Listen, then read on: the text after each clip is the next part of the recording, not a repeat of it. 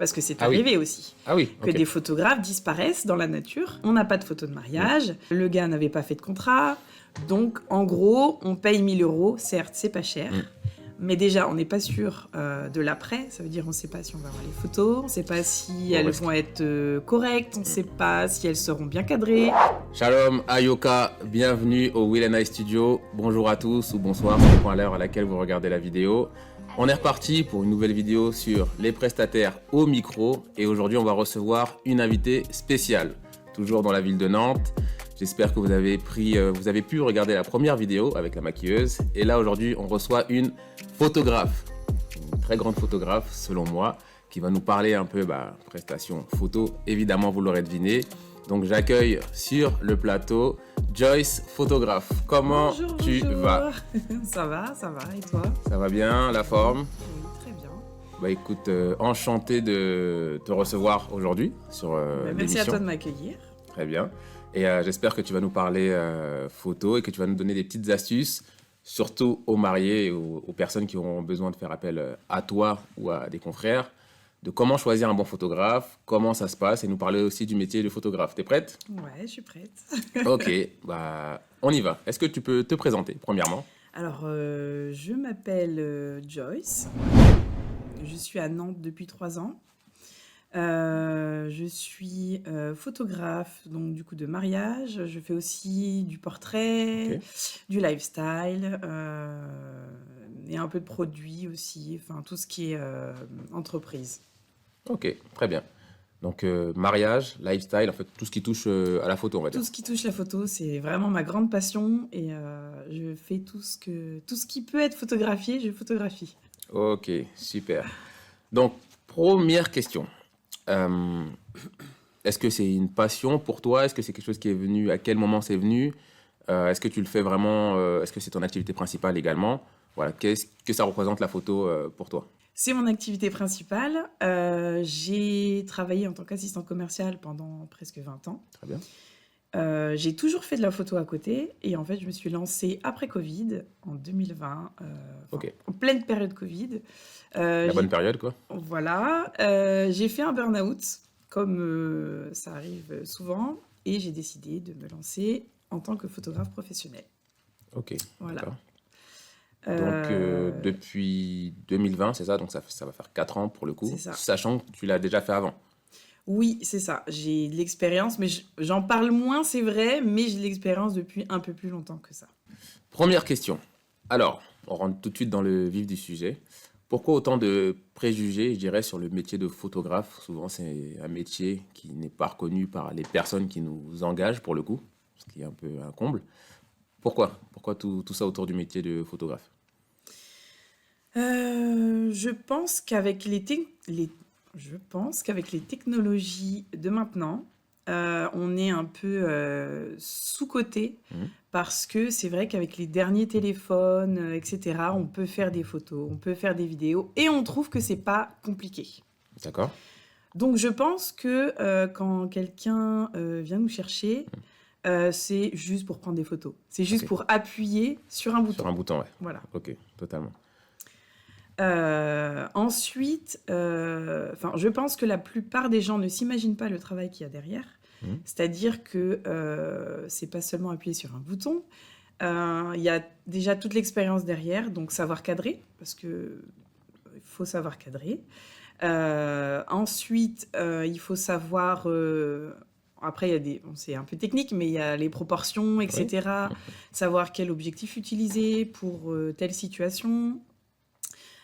Connaître les réglages d'un appareil photo. Ok.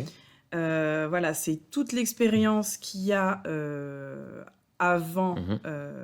On vient nous chercher, mais nous, on a l'expérience avant. Ok. C'est-à-dire qu'on a eu de l'apprentissage, on a eu des formations. Mhm. Et c'est vrai qu'avec un téléphone, il n'y a pas ça. On Ouais. prend une photo et voilà.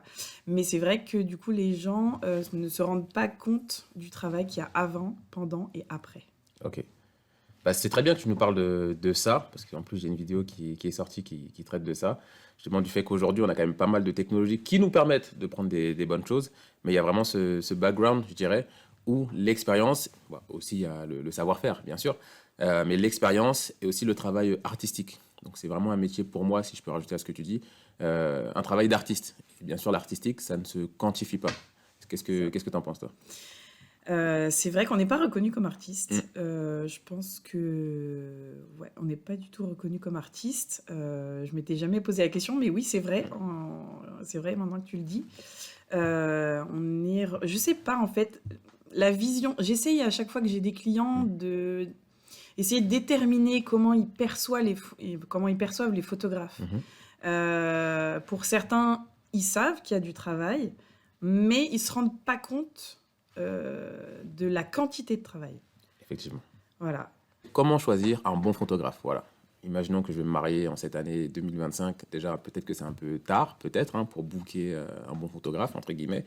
Mais comment je m'y prends? Est-ce que je regarde les prix? J'ouvre plein de pages sur mariage.net ou sans faire de pub. Hein. J'ouvre plein de pages et je regarde les prix. Est-ce que je te laisse nous dire comment choisir un bon photographe selon toi, selon Joyce. Selon moi, il ne faut pas s'arrêter au prix. Ok. Le prix ne devrait... Alors, je sais que c'est compliqué de nos jours, on est tous à courir après l'argent, mais ça ne devrait pas être le premier critère. Ok.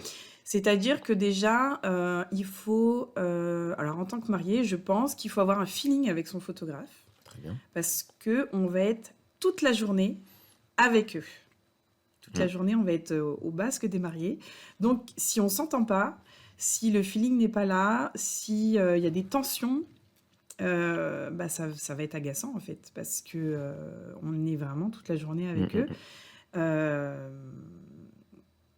pense que, voilà, la première chose, c'est le feeling. Okay. On le ressent tout de suite. Moi, je fais toujours un premier rendez-vous avec les futurs mariés. Et si ça passe, c'est super. Si ça passe pas, alors que ce soit de mon côté ou du leur, ça va être non tout de suite. Ok, d'accord. Voilà. Et je rebondis un peu sur ce que tu dis. Donc, toi aussi, en tant que prestataire, tu es capable de refuser une prestation. Oui. Si vraiment je sens que ça va pas passer, je préfère pas dire oui. Je préfère en fait la qualité à la quantité. Ok. C'est-à-dire que si avec des mariés ça coince directement, qui sont trop à me poser des questions sur mes tarifs, mais pourquoi, mais comment, c'est que ça va pas le faire. C'est que ma prestation, elle va s'en ressentir et même moi, pendant la journée, y a des choses qui vont m'agacer et mon travail va s'en ressentir.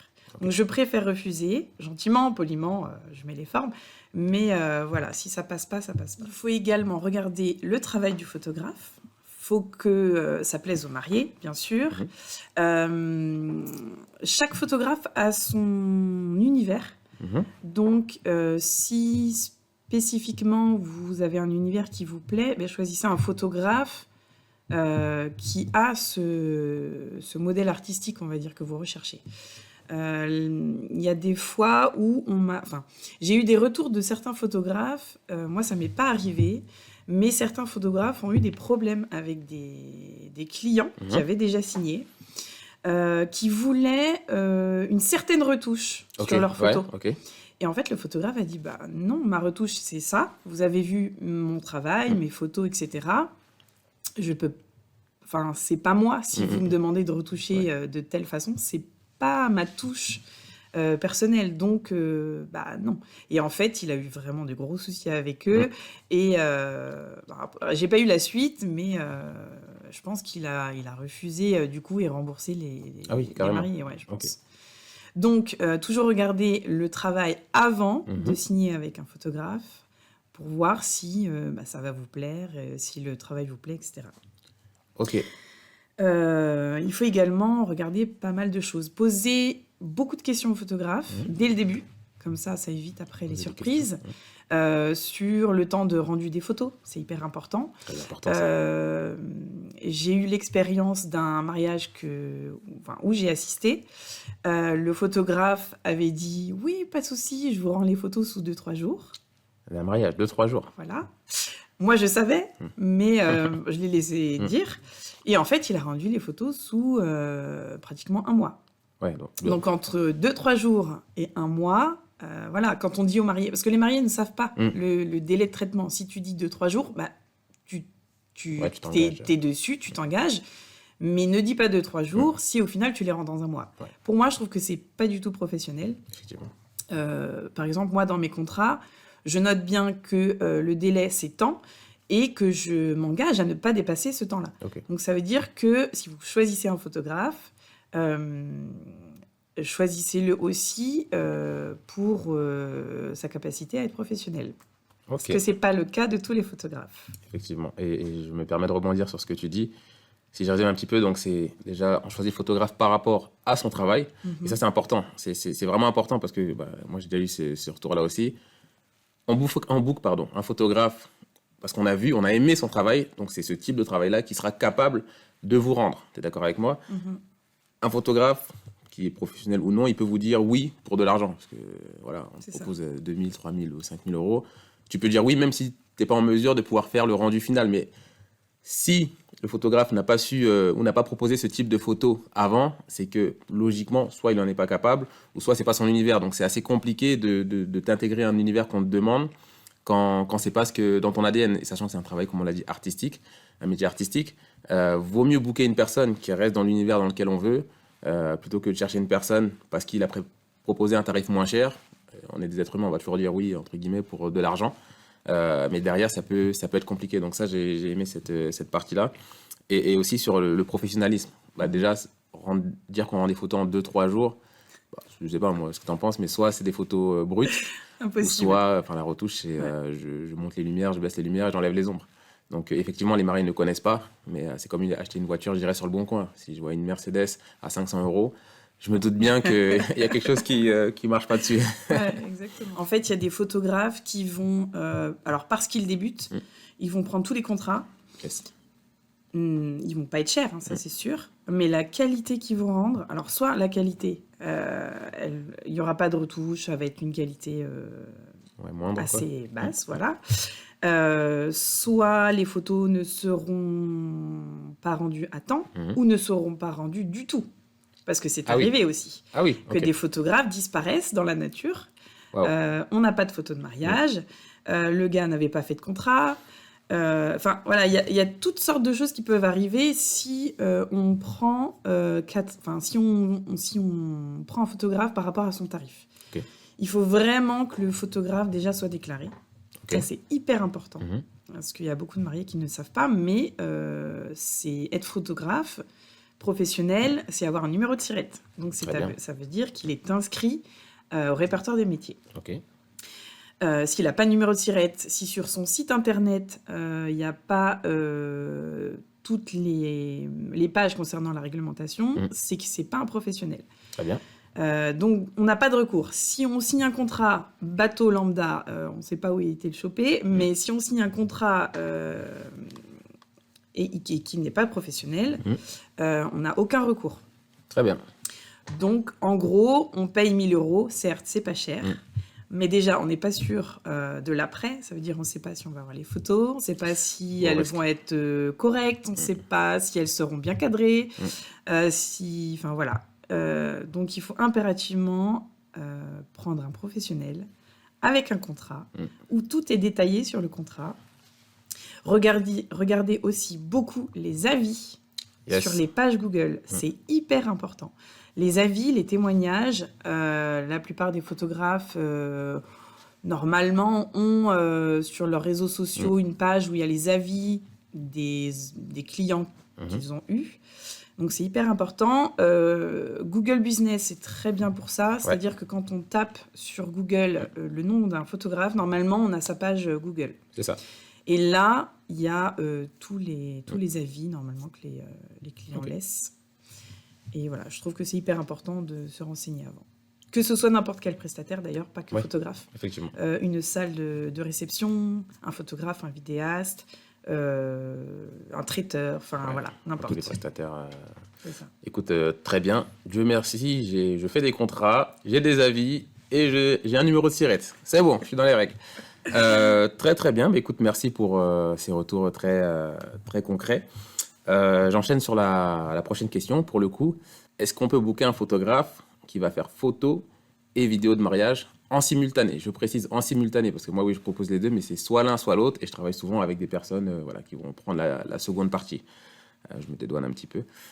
Donc, est-ce qu'on peut faire les deux en simultané? Voilà, être photographe et vidéaste le même jour, la même personne, le même être humain pour une prestation de mariage. Qu'est-ce que tu en penses? Il y en a qui le font. Donc, Alors, c'est vraiment un sujet qui a deux camps. Ok. Il y a ceux qui vont dire si c'est possible, c'est possible, c'est possible. Ok. Et il y a ceux qui vont dire non, il faut minimum 2 personnes pour faire une personne la photo et une personne la vidéo. Ouais. Moi, je suis dans le camp où il faut une personne pour la photo et une personne pour la vidéo. Ok. Pourquoi? Déjà, on n'a pas le même cadrage. Le photographe et le vidéaste n'ont pas forcément les mêmes cadrages. On va pas forcément avoir la même vision. Effectivement. Un photographe peut-être sera un peu plus éloigné pour avoir la scène globale. Le vidéaste sera un peu plus proche pour avoir le passage de l'anneau, par exemple. D'accord. Donc, c'est pas déjà les mêmes cadrages, à mon sens. Ensuite, se concentrer pour faire une photo et une vidéo en même temps, ça doit être hyper compliqué. Enfin, moi, je me mets à la place d'une personne qui doit faire photo et vidéo en même temps. Déjà, moi, mon appareil photo, il faut choisir. C'est soit la photo, soit la vidéo. Je peux pas avoir les deux en même temps. Ok. Sur mon premier appareil photo, je pouvais le faire. Ok. Sauf que quand je prenais une photo sur la vidéo, ça laguait la vidéo. Ok. Ah, tu pouvais... Ah, ça, je savais pas, par contre, que ouais. tu pouvais en même temps filmer et en même temps prendre des photos. Je pouvais le faire. Ok, d'accord. Sur mon ancien appareil Canon, je pouvais le faire. Sauf qu'on entendait non seulement le déclenchement de la photo, Ouais, ok. donc la vidéo, elle se coupe, le son est coupé par Oui. cette interruption, et la photo, la vidéo bloquait du coup, le temps de la photo. Voilà, donc moi personnellement, je suis Canon, et sur Canon, je n'ai pas vu ça. Pourtant, j'ai un Canon R6, c'est dans les derniers, on va dire, et il n'y a pas cette option-là de faire photo plus vidéo. On choisit avec la molette la photo ou la vidéo. Ok, ça c'est l'aspect technique. Maintenant sur le côté humain. Sur le côté humain, je pense que c'est beaucoup de travail. Une personne qui fait les deux en même temps, c'est énormément de travail. Déjà, être photographe pendant toute une journée, c'est beaucoup d'attention. Faut louper aucun détail. Faut être... vraiment, il y a une pression qui se met autour de la photo, c'est qu'on doit rater aucun moment. Ok. Donc, si on se rajoute la vidéo en plus... Je pense qu'à la fin de la journée, on est rincé. Okay. Enfin, j'ai fait d'ailleurs un réel à ce sujet-là, qui a fait énormément de débats.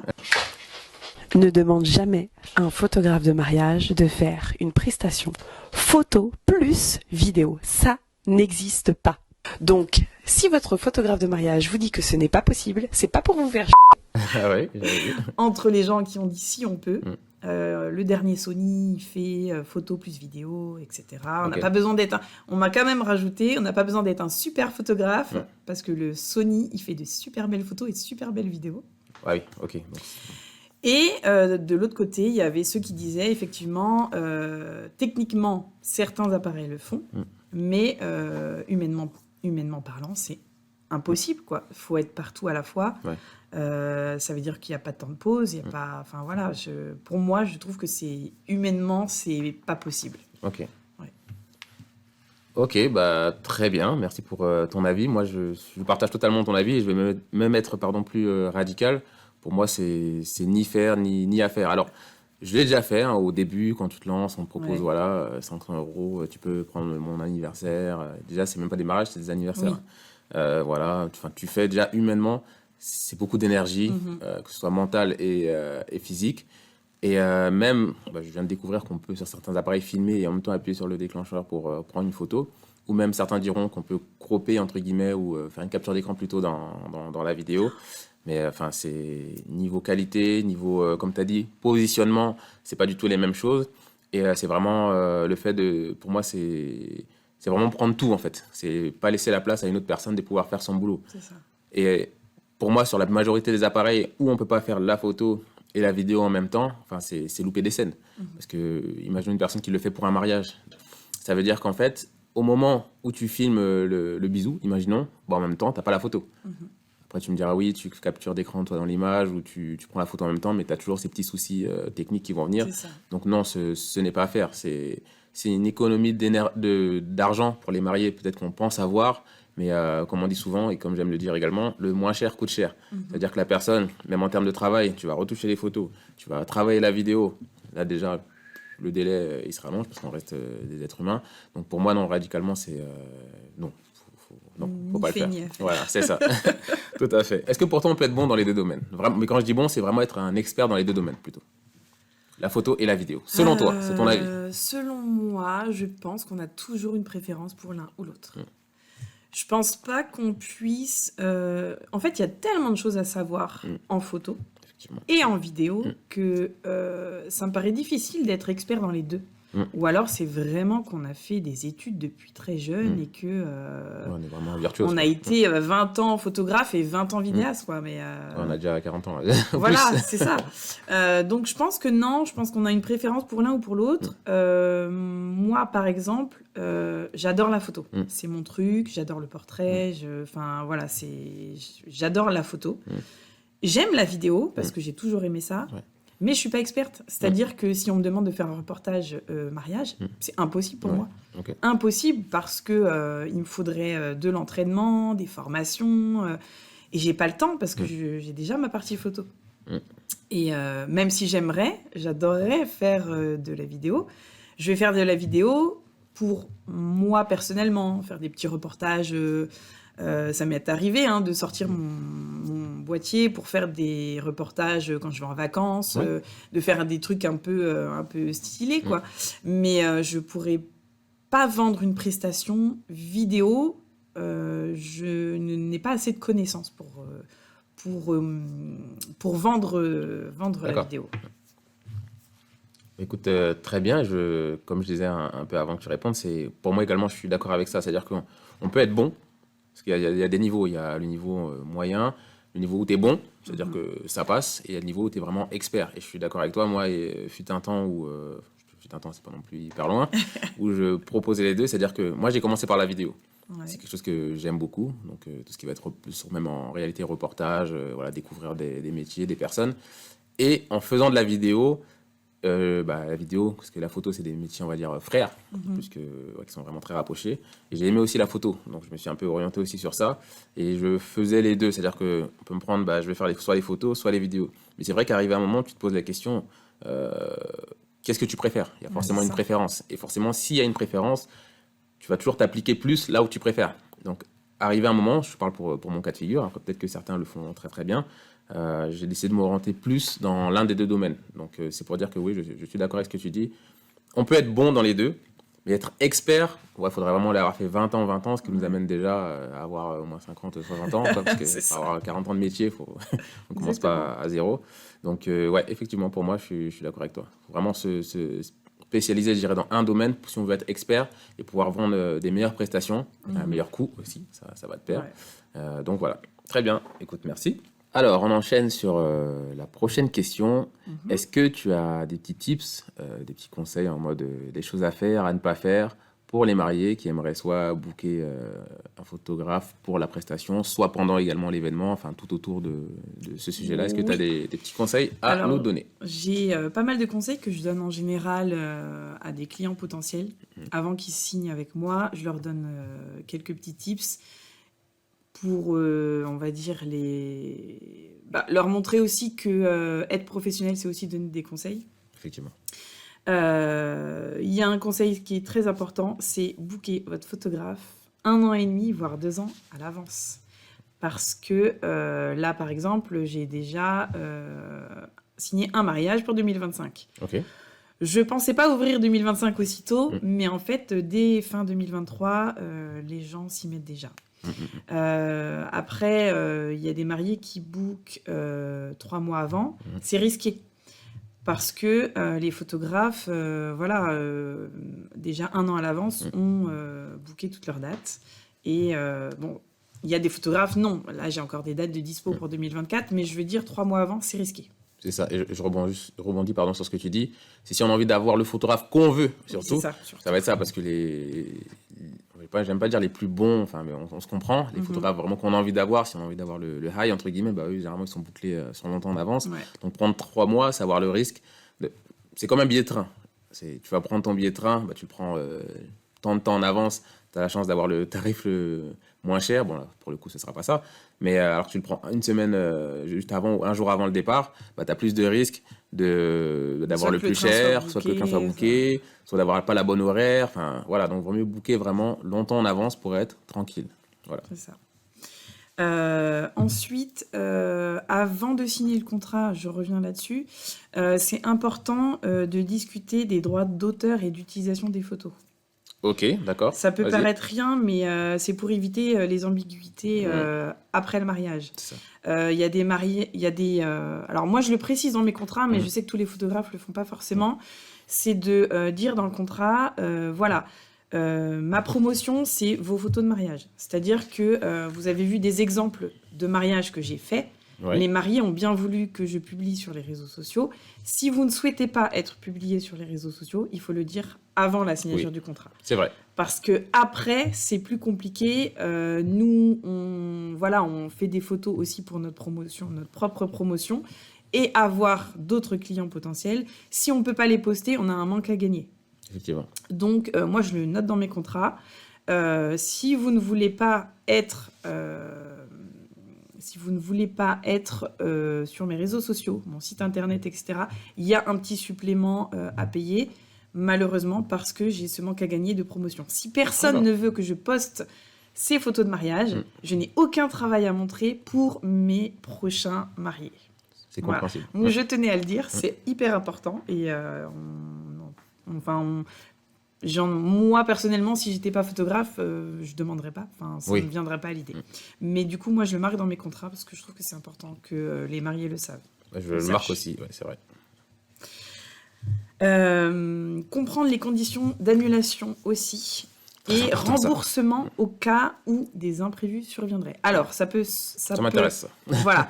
Donc, ça peut venir du photographe, mais ça peut aussi venir des mariés. Si les mariés, ce que je ne souhaite à personne, décident au final de ne pas se marier, il faut qu'il y ait dans le contrat ce petit encart, en fait, où ça dit que, si c'est tant de temps à l'avance, l'acompte ne sera pas remboursé, par exemple. Moi, c'est mon cas. Si on me prévient 3 mois à l'avance, je peux rembourser l'acompte. Si on me prévient après les 3 mois, c'est compliqué parce que moi, ma date, elle est perdue. C'est-à-dire que les mariés, ils vont pas me dire 2 mois avant, on a un mariage, on veut cette date-là. Donc, j'ai un manque à gagner. Donc, l'acompte, pour moi, n'est pas remboursable si on me prévient... En dessous des 3 mois. En dessous des 3 mois. D'accord. Pareil, si le photographe est malade, ça peut arriver. On n'y pense pas, mais ça peut arriver. Voilà, on n'y pense pas. Il peut être malade, il peut, être à l'étranger et ne pas pouvoir revenir. Enfin voilà, il peut avoir un empêchement. Il faut qu'il y ait dans le contrat du photographe un encart qui solutionne le problème. C'est-à-dire que moi, par exemple, je vais contacter un autre photographe que je connais pour venir faire la prestation à ma place. Donc, ça veut dire que les mariés ne se retrouvent pas sans photographe le jour J. Si je suis malade, je sais que Un confrère qui peut... j'ai un confrère. Enfin, je connais assez de photographes, entre guillemets, pour trouver quelqu'un pour me remplacer. Super. Voilà. Donc, je veux bien faire comprendre que c'est dans les deux sens. Un contrat, c'est pas que pour protéger le photographe, c'est pas que pour protéger les clients, c'est pour les deux parties. C'est-à-dire que il peut y avoir dans les deux sens des imprévus et du coup, le contrat sert à ça. Ok. Très bien. Je ne sais pas si tu avais des choses à rajouter, mais j'aimerais rebondir sur ce que tu as dit. C'est très important, ça, cette partie où on est capable de solutionner des problèmes. Parce que le photographe, oui, peut être malade, peut y avoir des choses aussi du côté des mariés. Et la partie où on parlait tarifs. Payer un photographe à son juste tarif, c'est important parce que moi, ça m'est déjà arrivé. Tu vas avoir une personne, négocie, surtout au début, tu acceptes, donc tu payes beaucoup moins cher, sauf qu'il arrive un événement où tu peux pas être là, tu vas trouver qui d'autre qui va accepter de prendre les 500 euros que tu as négocié avec le mec, parce que c'est ton ami, c'est ton je sais pas quoi. C'est ça. Au final, il arrive un événement, la personne est malade, elle est pas là, je sais pas ce qui se passe. Tu vas trouver qui d'autre pour te remplacer qui va accepter, lui, de faire ta super promotion. Voilà. Donc, c'est important de respecter les tarifs aussi dans ce volet-là. Comme ça, un tarif qui est raisonnable. Si la personne ne peut pas être là, c'est très rare généralement, mais ça peut arriver. au moins on a quelqu'un pour venir en remplacement en disant bah voilà, t'arrives, on se met d'accord et puis let's go quoi. Donc j'ai autre chose concernant les détails logistiques pour le jour J. Ouais. C'est bien de discuter avant, de savoir si le photographe, déjà ses horaires, etc., qu'on se soit bien établi, que les pauses soient établies aussi, Ok, ouais. pour pas que les invités voient le photographe qui fait rien. On vous a payé, parce que souvent C'est les chiant, invités, souvent les invités, c'est on vous a payé, travaillez. On n'est pas surhumain, on a le droit aussi à des pauses, on a le droit de boire, de manger. Donc ça, c'est aussi important que les mariés prennent en compte que on fait partie des repas à inclure dans la soirée, parce qu'il faut qu'on mange aussi. Voilà, écoutez bien, faut qu'on mange, donc prévoyez un repas pour le photographe, le vidéaste, le DJ, tous les prestataires qui sont sur place, qui ont fait toute la journée avec vous, qui ont aussi le droit de boire et de manger. Donc de bien parler de tout ça avant ou pendant la signature du contrat, que ce soit clair dans l'esprit des mariés, parce que souvent on se pose la question après ou le jour J ou la veille et c'est un peu compliqué. Donc c'est bien d'en parler avant. Ok. Voilà. Très bien. Pareil pour les photos de groupe, c'est très important. J'ai plusieurs mariés qui me disent oui. Est-ce qu'on est obligé de passer par des photos de groupe, etc. Alors moi, ce que je leur dis, c'est si vous ne voulez pas de photos de groupe, on peut le faire, mais obligatoirement, vos invités vont vouloir des photos avec vous. Forcément. Vous n'allez pas y échapper. Que ce soit les parents, des fois même les grands-parents, les oncles, les tantes, ils voudront des photos avec vous pour pouvoir ensuite les encadrer chez eux, etc. Donc les photos de groupe, pour moi, sont pas obligatoires, mais ça va forcément arriver. Forcément, oui. Voilà. Donc, ce qui est bien, c'est que le jour J, c'est de prévoir une personne qui va... alors déjà, d'avoir une liste avant le mariage, que le photographe vidéaste ait une liste des gens à photographier pour qu'il n'y ait pas d'oubli ce jour-là. Oui. Qu'on n'ait pas oublié la photo avec Mamie Jeannette. C'est ça. Parce que sinon, elle va leur en vouloir toute leur vie. Qu'il y ait une liste déjà qui soit créée en amont. Et le jour J, qu'il y ait une personne dédiée à former les groupes. C'est-à-dire à appeler les gens. Okay. Comme ça, c'est fluide le jour du mariage et on n'attend pas un tel. Très bien. Ça, je trouve ça important aussi. Super. Bah, écoute, des très bons conseils. C'est important parce qu'on se retrouve souvent dans les mêmes contextes de mariage que nous, on fait souvent. Vous faites un mariage, entre guillemets, c'est le vôtre. Après, vous êtes invité, mais quand tu es invité, généralement, tu t'en fous un petit peu. Oui. Quoi. Voilà. Ça, c'est pas... Merci pour ces conseils, déjà. Donc, j'aimerais enchaîner sur la prochaine question qui est... est-ce que tu as déjà eu une pire expérience lors d'un mariage et également une meilleure expérience où... J'ai pas eu de super mauvaise expérience. Ça s'est toujours très bien passé avec mes mariés, donc je suis contente. Souvent, les petits désagréments, c'est quand des mariés te contactent et en gros te font comprendre que t'es trop cher. Ouais. Ça, c'est un peu désagréable parce que tu te dis, ouais, mais en fait, t'as envie de te vendre en disant, mais j'ai l'expérience, j'ai fait des mariages, je sais ce qu'il faut faire le jour J si vous avez tel problème. Je sais être réactive. Enfin, voilà, on a envie de se survendre alors que, non, ils veulent pas de nous, mais parce qu'ils ne considèrent que le tarif. Mauvaise expérience, j'en ai pas eu pendant des mariages. Après, j'ai eu des petites frayeurs, on va dire. Ouais. Alors, soit, si j'ai eu une petite frayeur, mais j'en ai pas parlé aux mariés ce jour-là parce que ça sert à rien. Mon appareil photo laguait. C'était mon ancien appareil photo et il laguait et je me suis dit mince, je rate des photos. Heureusement, j'avais mon deuxième appareil photo, donc hyper important aussi de toujours avoir un deuxième appareil photo parce que ça arrive, on n'y pense pas. On pense qu'avec un appareil, non, il est bien, machin, la technologie, voilà. Mais quand ça t'arrive et que les mariés, t'es en photo de couple, donc ça veut dire que vous êtes que 3, vous êtes, voilà. Enfin, voilà, il faut une solution. Et ce jour-là, j'étais en panique. J'ai pris mon deuxième appareil photo. J'avais pas forcément l'objectif que je voulais dessus. J'étais en mode portrait, mais objectif portrait. Okay. Mais j'ai pris mes photos. Oui, tu prends les photos. Voilà, ça, parce que... mais j'ai eu vraiment une frayeur. Et après, mon appareil s'est remis, et voilà. Donc ça, c'est toujours ma plus grande peur et ma plus mauvaise expérience jusqu'à maintenant. J'ai eu également, pendant un mariage, à monter sur une grue qu'on a fait monter pour avoir une photo de groupe en contre-plongée, pour avoir tout le monde.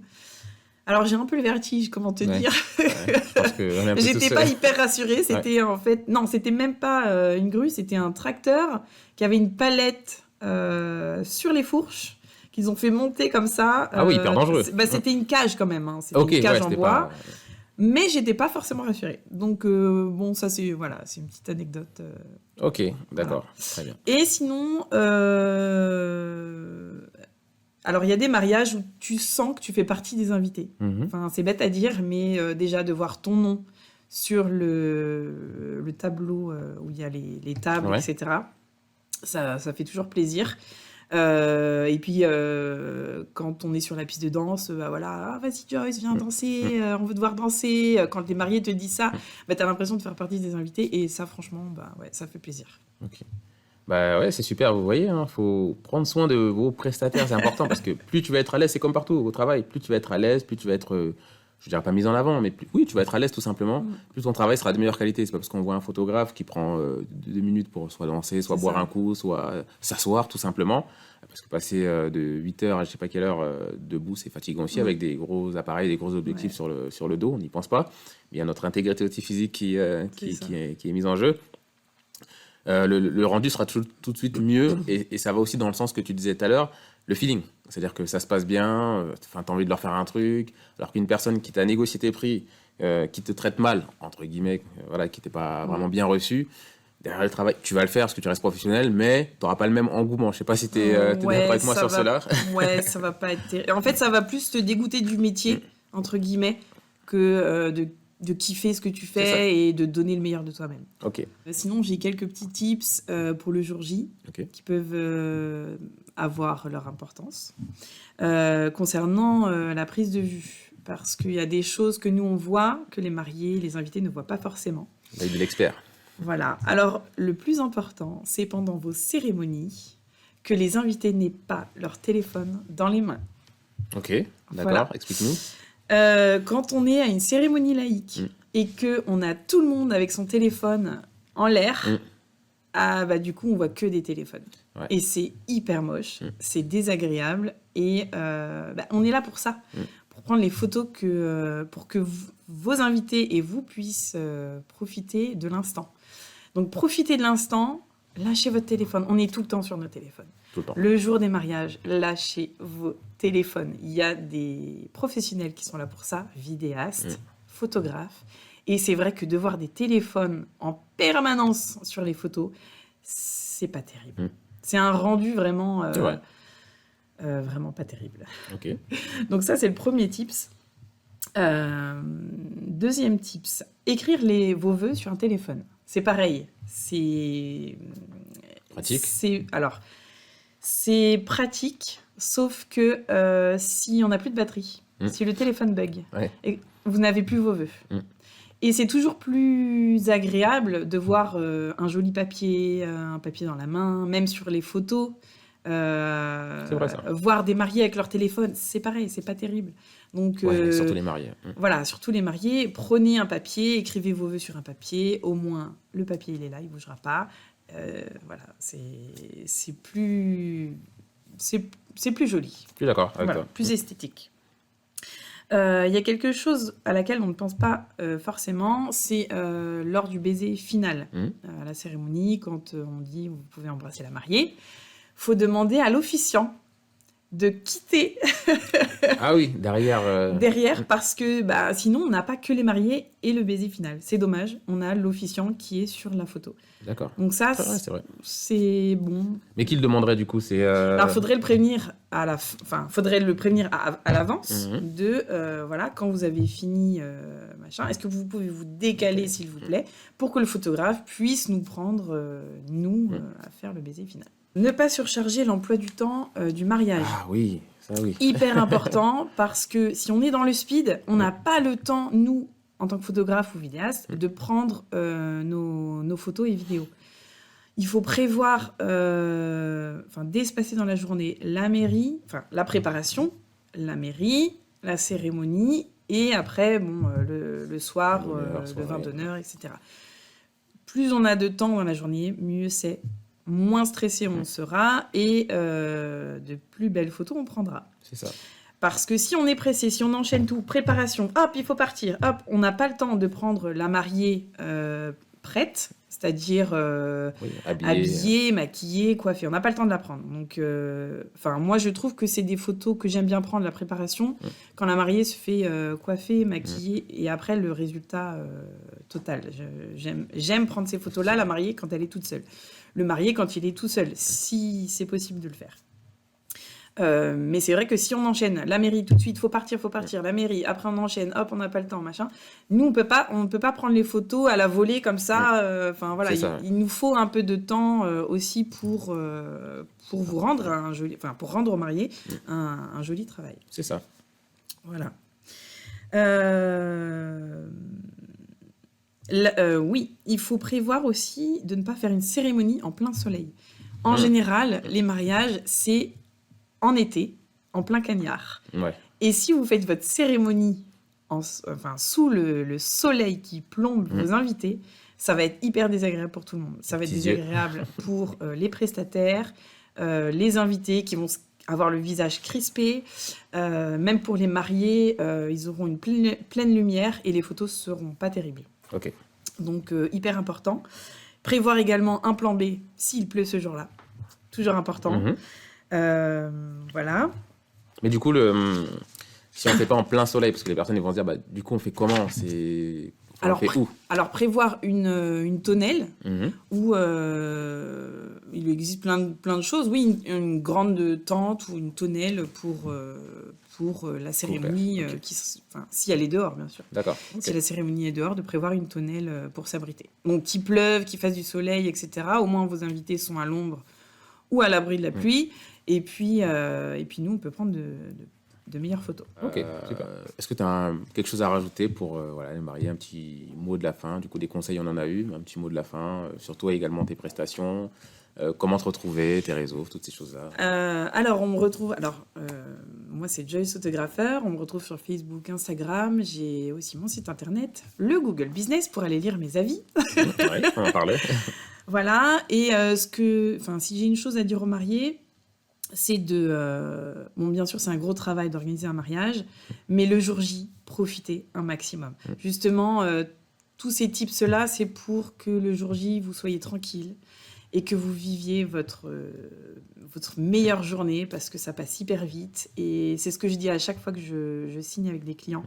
Je leur dis, petit tips. Oui, vas-y. Le jour J, demander aux mariés de donner leur téléphone à quelqu'un de confiance. Qu'il n'ait pas de téléphone ce jour-là. Merci. Voilà. Que ce soit à la préparation, parce que souvent à la préparation, les mariés entre eux s'appellent et ça peut créer des tensions. On n'y pense pas, mais c'est vrai que si le marié appelle la mariée en disant ouais, ça c'est où, il manque ça. La mariée, elle est stressée, alors qu'elle est censée profiter de son maquillage, de sa coiffure, de sa préparation. Donc voilà, je conseille toujours à mes mariés, le jour du mariage, de ne pas avoir de téléphone et de la donner au témoin ou de la personne qui est en charge de l'organisation. Ok. Voilà. Donc voilà, amusez-vous le jour de votre mariage, c'est votre jour, il n'y en a qu'un, normalement. Il n'y en a qu'un, et voilà, profitez un maximum de vos invités, et le reste, ce sont les prestataires qui s'en occupent. C'est ça. Écoute, merci pour ces conseils, ce retour d'expérience, toutes ces belles choses que tu nous as dites. Moi, ça m'a beaucoup enrichi, donc je te remercie pour ça. Merci d'avoir fait le déplacement aussi jusqu'ici. J'espère que ce podcast vous aura plu. Et il y a une chose, moi, qui me fait plaisir, c'est que je ne suis pas le seul à penser de cette manière-là. Je retiens tout ce qu'elle a dit, et là aussi, sur la fin, laisser du temps aux prestataires, la largeur, la latitude nécessaire pour faire du beau travail. Parce que souvent, on voit sur Instagram, waouh, lui, il a fait ci, il a une vidéo, il marche tout doucement avec n'importe quel cheval au bord de la mer. Mais si j'ai 12 minutes pour faire ça, je ne suis pas un robot. Donc, prenez le temps, vous prenez des prestataires, vous payez cher. Tous les prix peuvent être chers pour une personne, parce que même lâcher 500 € pour quelqu'un, ça peut être énorme. Donc, vous avez pris le temps de prendre une personne qui est dédiée à ça, laissez-lui le temps de travailler et d'être efficace dans son travail. Donc voilà, merci. Je ne suis pas seul dans mes pensées, ça fait plaisir aussi. En tout cas, c'était un plaisir de te recevoir, de vous avoir sur la page. Abonnez-vous, partagez, restez connectés. Il y aura encore plein de vidéos de ce type-là. Si ça vous plaît, mettez un pouce bleu. Et je vous dis à la prochaine. On est ensemble. Ciao, ciao. Will and I Studio. Merci.